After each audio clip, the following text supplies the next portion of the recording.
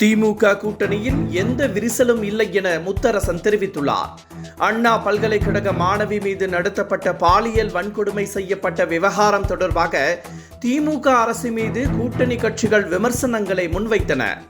அண்ணா பல்கலைக்கழக விவகாரம் தொடர்பாக போராட்டம் நடத்த தடை விதிக்கப்படுவதால் தமிழ்நாட்டில் அறிவிக்கப்படாத அவசர நிலை உள்ளதாக மார்க்சிஸ்ட் கம்யூனிஸ்ட் கட்சியின் மாநில பொதுச் செயலாளர் கே பாலகிருஷ்ணன் கூறியிருந்தார்.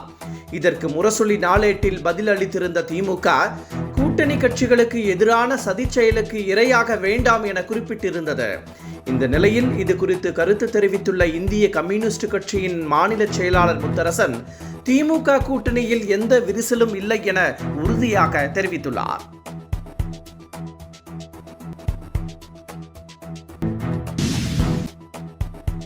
டெல்லி சட்டமன்ற தேர்தலில் பாஜக வெற்றி பெற்று தாமரை மலரும் என நம்பிக்கை வையுங்கள் என பிரதமர் நரேந்திர மோடி கூறியுள்ளார்.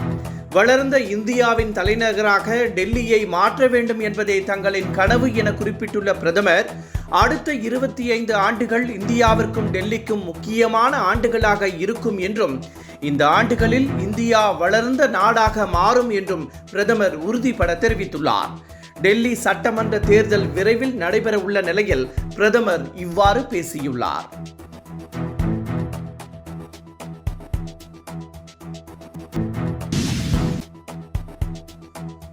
தேர்வுக்கு தயாராகும் மாணவர்கள் பிரதமர் எழுதிய எக்ஸாம் வாரியர்ஸ் என்ற புத்தகத்தை படிக்க வேண்டும் என ஆளுநர் ஆர்.என். ரவி அறிவுறுத்தியுள்ளார். சென்னையில் 5000 மாணவர்களை தனியார் ட்ரஸ்ட் இன்பச் சுற்றுலா அழைத்துச் சென்றது. இதனை கொடியசைத்து தொடங்கி வைத்த ஆளுநர் மாணவர்கள் மத்தியில் உரையாற்றினார். அப்போது அவர், கல்வி மட்டுமே நம்மை பிறருக்கு நன்மை செய்யும் பலமும் வலிமையும் மற்றும் தலைமை பண்பையும் கொடுக்கும் என அறிவுரை வழங்கினார்.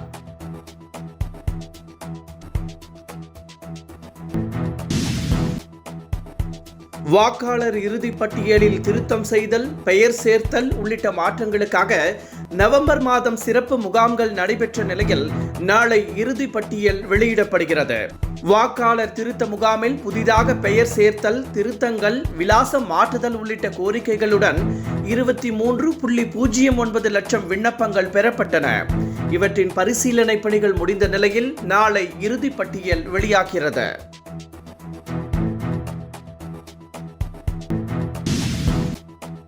பொங்கல் பண்டிகையை முன்னிட்டு மதுரையில் நடைபெறவுள்ள ஜல்லிக்கட்டு போட்டிகளில் கலந்து கொள்ள மாடுபிடி வீரர்கள் மற்றும் காளைகளுக்கான முன்பதிவு நாளை தொடங்குகிறது. இதற்கான இணையதளத்தில் நாளை மறுதினம் மாலை 5 மணிக்குள் முன்பதிவு செய்யப்படும். பதிவு செய்யப்படும் காளைகள் அவனியாபுரம், பாலமேடு, அலங்காநல்லூர் என ஏதேனும் ஒரு இடத்தில் மட்டுமே கலந்து கொள்ள முடியும் என ஜல்லிக்கட்டு ஏற்பாடு குழு அறிவித்துள்ளது.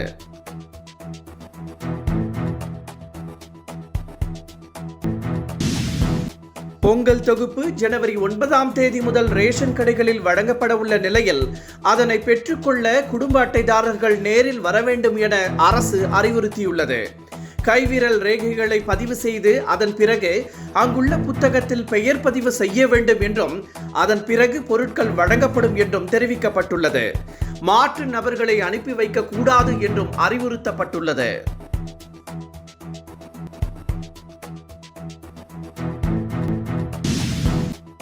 இரண்டாயிரத்து 26 சட்டமன்ற தேர்தலில் அதிமுகவுடன் கூட்டணி தொடரும் என தேமுதிக பொதுச் செயலாளர் பிரேமலதா தெரிவித்துள்ளார். 2021ஆம் ஆண்டு தேர்தலில் அமமுகவுடன் கூட்டணி அமைத்து தேமுதிக படுதோல்வியை சந்தித்தது. 2024ஆம் ஆண்டு மக்களவை தேர்தலில் கூட்டணி அமைத்து தோல்வி கண்ட நிலையில் 2026 சட்டமன்ற தேர்தலிலும் அதிமுகவுடன் தான் கூட்டணி என பிரேமலதா அறிவித்துள்ளார்.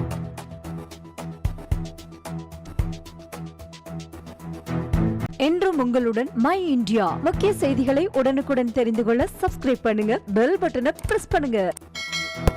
என்றும் உங்களுடன் மை இந்தியா. தேசத்தின் நம்பிக்கை மாத இதழ் அப்பா பதிப்பகம் இணைந்து வழங்கும் நேர்மையாளர் சகாயம் IAS அவர்களின் அனுபவ பதிவில் கடைசி தரையில் கண்டாங்கி சேலை இப்போது பரபரப்பாக விற்பனையாகிக் கொண்டிருக்கிறது. சென்னை புத்தக கண்காட்சியில் கிடைக்கின்றது. புத்தகத்திற்கு உடனே அழையுங்கள் 701002 982336 9315077173 மற்றும் 8925917667. கடைசி தரியில் கண்டாங்கி சேலை.